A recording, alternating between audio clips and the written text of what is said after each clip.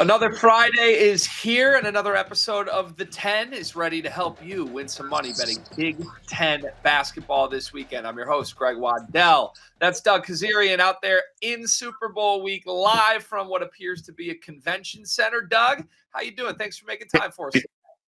Yeah, you bet, buddy. That's the old Radio Row, right? A staple for media every week leading into Super Bowl weekend. And this is the last day, obviously, it being a Friday.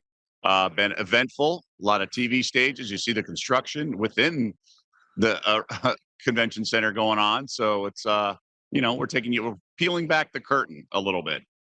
The behind the scenes look, you got to love it. Well, while the entire world awaits Sam Darnold versus Drake May, on this program, we're ready for some Jeremy Fears versus his own brain discussion later in this episode. Hey, before we get into our breakdown of all of the best Big Ten basketball games on the slate this weekend, let me remind you, we have an awesome bonus bet promotion ongoing here at College Sports Rush. You can get a $10 bonus bet to use on college hoops with this special giveaway from Bet Rivers and College Sports Rush. Go to your Bet Rivers app and enter the bonus code CSR22 to get a $10 bonus bet to use on any college basketball game. Again, that code is CSR22. This offer ends February 15th. You must be 21. Eligible players only. Gambling problem, call 1-800-GAMBLER. Let's get right into it, gentlemen. We start with the game I alluded to, Illinois making their way to the Breslin Center. I think the Illini are the hottest team in the sport. Michigan State as desperate as you can get. Some talk from Tom Izzo about potentially benching Jeremy Fears, his star point guard, thanks to numerous flagrant fouls. We'll see what happens with that, but this is essentially a pick'em. Spartans favored by 1.5. You can get Illinois money line at -106. Our total's 143.5. What do you like, Doug? It's a terrible sort of situation for Illinois because you're going into the Breslin Center and Sparty's coming off back-to-back losses. If you're Underwood, you certainly wanted Michigan State to win its last game. The last thing you wanted them to be coming off another loss, Izzo to be laying into them. You mentioned, I don't know if Draymond Green spoke to Fears or not, but he definitely channeled his kick to the growing area and all his personal fouls. So it's another Draymond in the making potentially. But in all seriousness, you got to really just believe in the old adage in handicapping. You don't fixate on what you last saw. Obviously, Illinois is playing much better than Sparty, but there's an ebb and flow to a season, and you got to play amateur psychologist a little bit. And you just know that Sparty's going to be buttoned up. Now, Illinois is still very good, and they got Nebraska's best shot and still beat them in the second half. But so much of that was the tired legs in that second half, and the great shooting, obviously, in the first half. But I thought Illinois showed me something by just being all business in the next game. It was a sandwich spot against Northwestern. Greg, you were all over that one with the Illini drilling the Wildcats by 40. So I've been really impressed. When we talk about peak and valleys, there's no rule that it has to be a couple games, right? This could be a downturn for Michigan State. It could be a third straight loss, right? BYU's not exactly playing great. And then the Illini could be peaking and finally putting it together, especially that offense coming around, understanding the inside and outside. So I'm just laying off this game. But if I had to pick it in a pick 'em, just the old school handicapper in me would take Sparty. But I'm not going to pull the trigger because I really respect what the Illini are able to do. And I think they're championship worthy here. Yeah, I totally agree. It's a smart line here. I think the spot screams Michigan State. I think all sort of detailed analysis I can give you on this matchup screams Illinois. And I think for that reason, I'm going to have to fire on the Illini here. It's almost plus money. I think they're the better basketball team. But look, it's the old Michigan State mantra: defend, rebound, run. Let's fact check all three of those. How likely are they to do those successfully against Illinois? Defend, the number one offense in the history of the KenPom database, easier said than done. Rebound, Illinois top 10 in both offensive and defensive rebounding. Carson Cooper has been completely ineffective in their last two losses. Run, since Illinois has really hit this winning streak, 12 straight wins, they have slowed the tempo down immensely and limited possessions and played in the low 60s. I think this is going to frustrate Michigan State. This is going to turn into a half-court execution-oriented game. That's where Michigan State struggles. The entire story will be, can Illinois keep their composure on the road? But I don't know how you watch these two teams. One led by Keaton Wagler, who went into Mackey Arena and dropped 46 points, and one led by Jeremy Fears, whose own head coach says he may need to bench him in this game, and say you have Illinois concerns on the composure side. Let's get Troy Macker in here for the first time this week. Troy, what can you add for us? Yeah, super fascinating line. I think for me, the Jeremy Fears situation is probably what's pushing me most towards being with you, Greg, on Illinois, simply because if they were playing Western Michigan, he'd probably be suspended. And this is not just from the last game, but there was an instance in the previous game as well. Is kind of a growing trend with him. And certainly there's nothing against playing games super hard and being really physical. I think obviously Tom Izzo knows that, but there is more than one piece of evidence to suggest this guy might need a timeout.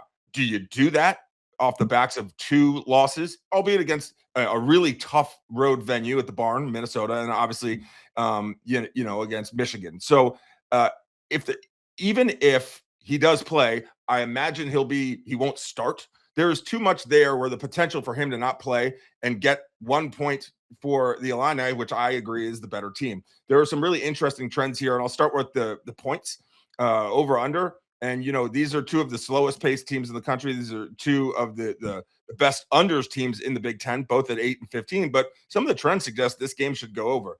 3 of the last 4 games between Illinois and Michigan State have gone over a total points line of 143.5. That's currently where it sits. Each of Michigan State's last 3 games have gone over the total points line. And Illinois has just been very, very efficient. Illinois has also covered the spread in 5 of its last 6 road games. So I like the trends, even though I followed the trends to a T on Michigan versus Michigan State. That did not go well at all. But I think because Illinois is playing so well, I'm really getting close to wanting to back them. Where's the public backing the sides in this game? 66% of the early money is on Illinois to win outright. 54% of the tickets are on Michigan State to hold serve at home. Spread money, much more on Illinois. 88% of the money and 79% of the tickets. And then the over, 61% of the money and 83% of the tickets on the over, which is surprising because Michigan State, people know they're an unders team. People bet them to hit the under. But I think this is a game that could potentially go over because Michigan State is going to have to keep up or they don't play Jeremy Fears. They don't have the straw that stirs the drink, and Illinois continues on its winning ways and putting up a lot of points. I do think 143.5 is a good number to hit the under at, or the over, excuse me. One thing to add too on the entire Jeremy Fears situation: will he start? Will he not? Backup point guard Divine Ugachukwu left the Minnesota game due to injury. It sounds ominous. He's not expected to play in this game. So even if they want to bench Jeremy Fears, they may not have much of a choice given their backup being Denim Wojcik at this point. Tom Izzo's been around, right? Like he knows what he's doing. And if he's going to say this, he doesn't just recklessly say it. He either thinks Fears is going to respond favorably and he's challenging him, or he's playing the long game and he wants the better result, or he's plans to bench him and he thinks the team will respond around that. Or this could just be a rattling of the cage in a very constructive way. I don't think Izzo just running his mouth, sabotaging, loses his temper, so to speak. And then it's the chips will fall where they may. I think there's a purpose behind everything someone who's a Hall of Fame coach like he is to go about things. And I just wonder what that domino effect is and seeing if you guys had any sort of read of that. And we talked about the game and the total domino effect. I just wondered if there's a player prop angle because of it as well. I think there might be a game prop angle, honestly, and that is if we come to Saturday morning and Fears is in the lineup, taking Michigan State in the first half. Now they came out very flat against Michigan, but this is going to be a very close game. I think we're all in agreement there. But if he is back in the lineup as a late ad and he's going to start, and there's no disciplinary action whatsoever, that's going to be a hot crowd. And if he makes an early bucket, that is exactly the recipe to success. And if you don't want that, if you don't want to bet for that to exist over 40 minutes, because we know that Michigan State plays at a glacial pace and can be prone to sluggish play, take them in the first half. I think that would be a really great way to break it up. And sometimes when you have conviction about college basketball games, remember that they're just wild swings. 18-point lead is not anything to write home about. So take him in the first half if Fears is in the lineup late and he can provide that spark, because he is a guy who can provide a spark to an entire team. Yeah, and there's also first to 10, first to 20 props. There's all sorts of angles like that. So just keep that in mind. You can't look at everything in a vacuum, right? There's obviously forces involved, and I think we just obviously flush those out. Yes. All right. Good points to add. Thank you, gentlemen. Moving next, Nebraska at Rutgers. Nebraska still clinging to a spot in the top 10 in the AP poll, favored by 11.5 here in Piscataway. Total is 141.5. We were discussing this before the show began. Both of these numbers are quite dramatically off from the KenPom.com projection here. Nebraska by 14.5 is what we had projected the spread at. We projected the total at 152.5 off of the pregame KenPom projection. So it's pretty rare that you see such a sizable discrepancy there. But I don't know if it's going to be enough for me to make a play here, Doug. What about you? That's enough. I like Nebraska all day here. I'm not concerned with going to the rack in this situation. Rutgers has demonstrated this is a different year, and the bottom of the Big Ten is in a class by itself, right? They've lost 1 million in a row. And I just have been really impressed with this Nebraska team. And I'd say this, typically these do come in twos, right? It's not guaranteed, but we saw that fade against Michigan. We saw the second half fade against Illinois. Obviously, it was just a size disadvantage, but that was Sunday, nearly a week to rest, recover, get healthy. Now it's a young team, so there's no guarantee they bounce back. But I think they've answered a lot of challenges this year, and I'm just fine fading Rutgers, even as with a double-digit favorite here. I think Nebraska's legit, man. They can shoot the rock. They're battle-tested. Look, they won at the Breslin Center. They've won some pretty impressive games. That second half against Minnesota really showed me something. Equally inexperienced teams, but not as resistant or resilient, would have definitely had that game come down to the wire, but they flipped the switch in the second half. So I want to get behind this team. I think they're excellent. I lean that way as well. They've had the number one defense in the country since the beginning of December per Bar Torvik. I think schedule spot wise, of course, this is sort of a statement bounce back opportunity for Nebraska, given what happened last week. Only concern, they do host Purdue on Tuesday. So this is one of those strange, quick trips out east against a cupcake versus coming right back home to another marquee game. You wonder if maybe there's a slow start potentially here, but I agree with a 3-point difference between the KenPom projection and where the line is at. I think I lean to the Huskers having a big response here as well. Over to Assembly Hall, where the Indiana Hoosiers are back home from their West Coast trip, playing host to the Wisconsin Badgers. It is Indiana minus 4.5. Big total here at 155.5. What do you think, Doug? This is a really interesting game. I'm not saying I'm swearing off betting Wisconsin games the rest of the year, because they did help me get back in the win column. I had them their last game against Ohio State, but I took it on the chin against USC. And they've just been a really tough team to figure out. We laughed that one time when I took them with Penn State plus the points at home against them, and I said I fully expect to lose this game because just the line stunk like no other. I took the bait, but I knew I was walking into a trap. I think this is interesting because Whiskey's obviously ceiling is really high, right? I mean, they won at Michigan, and that says something. But they're just so inconsistent, and they can beat anyone and lose to anyone. And I think those are the most dangerous teams to bet on unless it's a really favorable spot. I like this Hoosier squad. I think they're very well coached. I think the program's headed in the right direction. It just took a while for him to get going. I just don't love laying 4.5 in a game you think you could lose. I think it'll be great atmosphere, but I just think it's a stay away for me for a variety of just giant variables. Yeah, both these teams, depending on which version you get, their best or worst version of themselves. Wide range of outcomes here. I'm going to end up playing the home team here. It is mostly a spot bet, I'll be honest, but you look at both profiles here, two very high-powered offenses led by two superstars on the perimeter that want to bomb threes and then don't really have many answers on the defensive end. I think this game comes down to offensive execution. If it's going to be a three-point shooting contest, Usually that benefits the home team to me, but I just look at these matchups. Nick Boyd and John Blackwell for Wisconsin versus Tucker DeVries and Lamar Wilkerson for Indiana. I don't love the wing defenders on the Wisconsin roster. I think Indiana's got a pretty big advantage chasing Wilkerson and DeVries there. On the flip side, Connor Enright has done an admirable job against some of the best small point guards in the country. Remember, he really frustrated Braden Smith.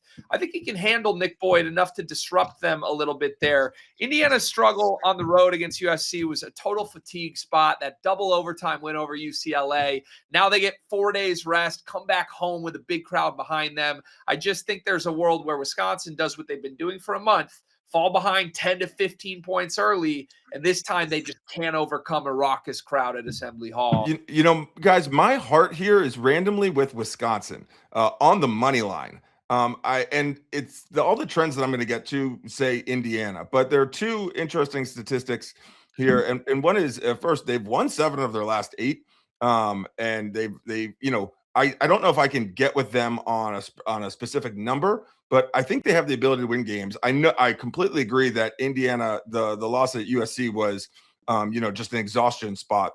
But Indiana, when they lose, other than the loss to Kentucky, which they followed up with a win against Chicago State, who is low major, they win and lose in bunches. All their losses have been followed up by a loss, and all their wins have been followed up by a win.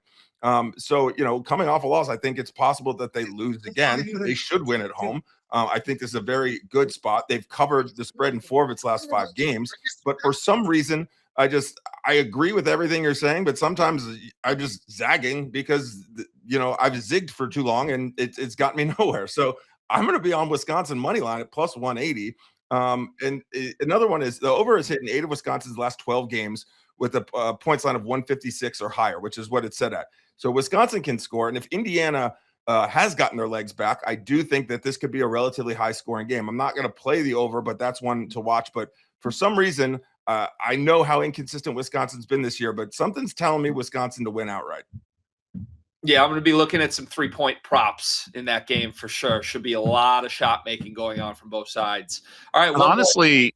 Honestly, like a variance game like that, I would lean into the alt lines. I mean, money line is an alt line, right? And I would lean into like Indiana minus 7.5. I mean, just like with who knows what you're going to get, the mixed bag, like leaning into alt lines is certainly probably the smartest way to play it. Yeah, scale it up, get yourself some extra payout value for sure. Okay, one more on Saturday here in Mackey Arena. The Purdue Boilermakers got right on the road against Maryland. They've had a week off to get some legs back, I would say. A lot of banged up, questionable tags for their players in the last month. Now they're at home hosting Oregon, one of the worst teams in this league. Big spread, Purdue favored by 20.5 here. Doug, your thoughts? It's Purdue or pass. I do worry about the sandwich spot because Purdue exercised some demons. 3-game losing streak, took it out on their next opponent by 1 million, and then they got Nebraska on deck, as Greg, you alluded to a second ago. So I worry that they can exhale after punishing Maryland for their 3 straight previous losses, and then they're just sort of go through the motions against Oregon because it's a team that you're not going to get up for. This Oregon team stinks, though, so I can't back them. By the way, they've lost 8 straight, and they're 1-7 against the spread in those 8. Guess which one I loaded up against them?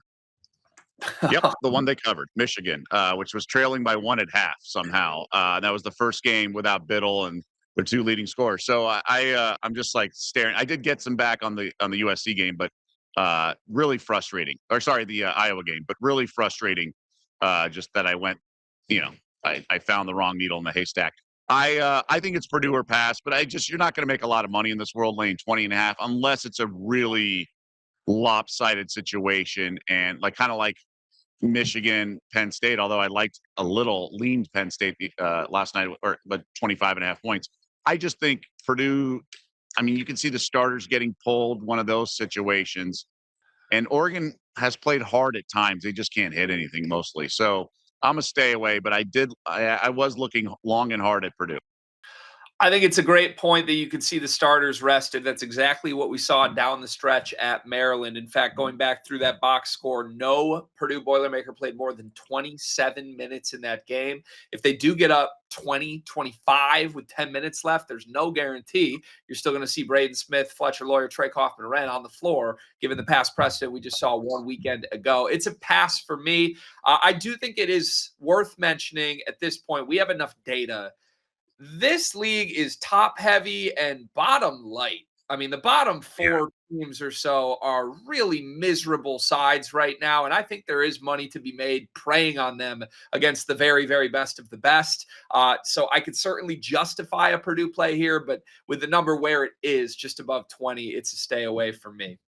Okay, 2 on Sunday we want to get to before we give you our best bets, beginning with. Hold on. We should mention the game is 10 a.m. tip body clock time for Oregon. That's worth something. I mean, we don't have Mick Cronin to weigh in on that, but it is worth mentioning just what it could do. And then USC plays at 9 a.m. on Sunday. So it's got to be part of the equation. It's a very good point. Those are traditionally amazing spots to look to fade the travel. Maybe Purdue first half, and we think the scrubs are getting pulled. Yeah, honestly. Or the starters are coming. Yeah. Honestly, yeah, I think that's probably the only angle I would play in this game. Good find. Okay. Sunday, Michigan at Ohio State. The Wolverines with a 40-point drubbing of Penn State on Thursday night, looking to continue their good mojo against an Ohio State team that played them tough in Ann Arbor just a few short weeks ago. It's 9.5 for the Wolverines, which is one of the thinnest lines we've seen for Michigan against the non-quote unquote elite teams in this conference. Totals at 160.5. What do you think, Doug? I lean Michigan here. I like Ohio State. I was on them yesterday. Even no look ahead spot. That didn't bother me at all. They take care of business. I just think it's got to be. It's probably a double-digit win. Look, I know it's a rivalry game. I get it. Michigan, there's peaks and valleys, and I think there was a time to make money fading them when obviously they lost 7 straight against the spread. But I think that Michigan State game sort of turned the corner and they reached another gear. And I just don't want to get in front of them. I'm not saying they're going to go back to winning by 40 in all these games like they did earlier in the season, but I just don't think this is where you want to kind of get in front of them. They've looked the part the last 2 games. And I know in sports, sometimes you got to anticipate instead of react. And that is a time to fade, like in the NFL, off teams that looked really good at back-to-back win. I just don't think that's the case here. Ohio State's got some nice pieces, but I don't think they have the horses to keep this single digits. Yeah, I do wonder what that Michigan State victory in East Lansing did maybe emotionally to this Michigan group. It felt almost cathartic in a way for some of those veterans that gotten over Michigan State. And I don't know, they've looked like a team playing very free. Easier said than done to play free when you've got Penn State at home, but you get the point. I think this Michigan team is every bit as dangerous upside wise as they were in early December, and they've rediscovered a little bit of that magic here. And I look at that Penn State game honestly as something that could map to this Ohio State matchup. Michigan did not play Penn State well the first time. They looked like they wanted to for the rematch. They kind of wanted to send a message to that group. And I wonder if that happens against Ohio State as well. I think they know they didn't exactly play their best game against Ohio State in Ann Arbor. And if they want to, they might be able to run the score up here. Look, it's a 9.5-point spread. It's been very rare that we've gotten Michigan with a single-digit number.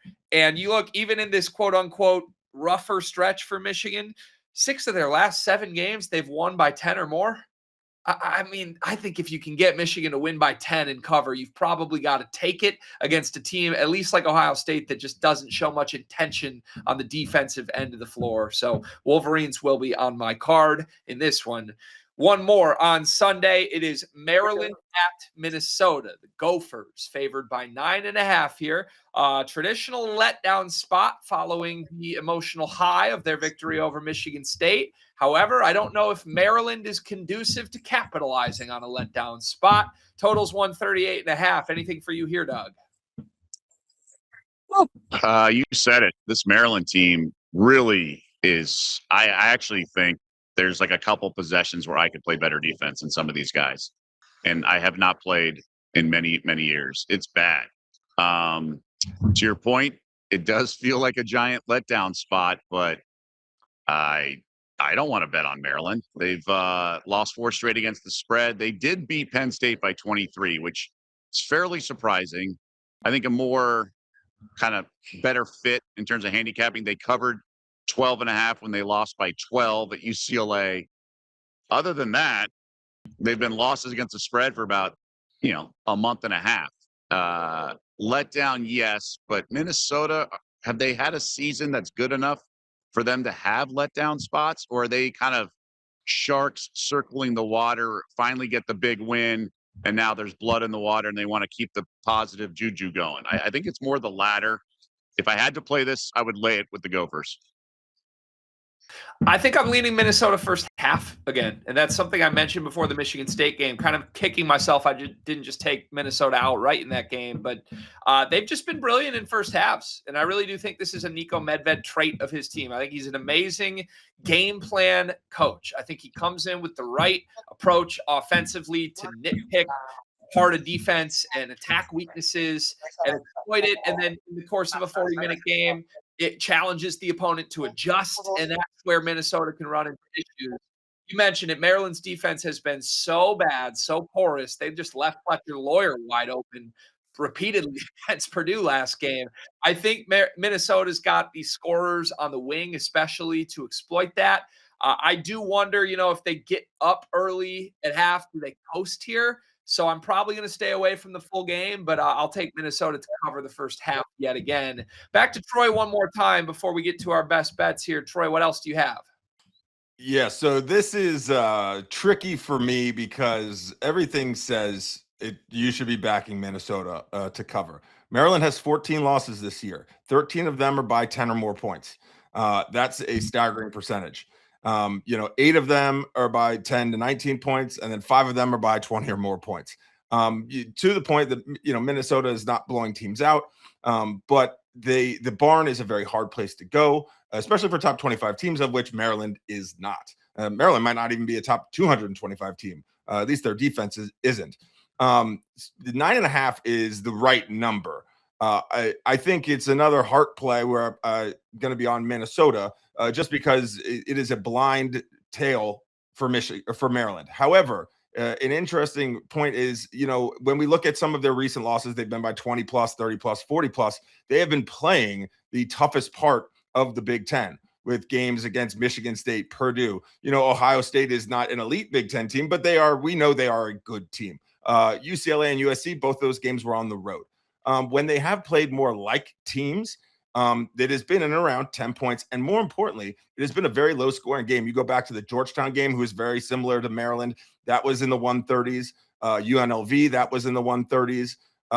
Old Dominion was in the 130s. Oregon was in the 118s. Those are all teams more akin to Maryland's resume than Michigan State or Purdue. So this is a very low line at 137.5 for a Maryland team that is either first or second in hitting overs in the Big Ten. And yet I'm not playing the under, but if you're really champing at the bit to just hammer Maryland overs, I would do some due diligence and do more research and pay heed a little bit, because when they are playing teams closer to their talent level, it is a slower paced game, because a lot of times Maryland's like, screw it.